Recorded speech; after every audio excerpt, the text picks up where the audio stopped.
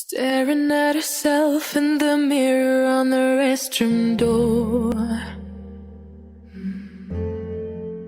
Voices in her head that mirror what she's heard before. All the things they said to hold her back, they never seem to leave her head and tend to keep her mind at war.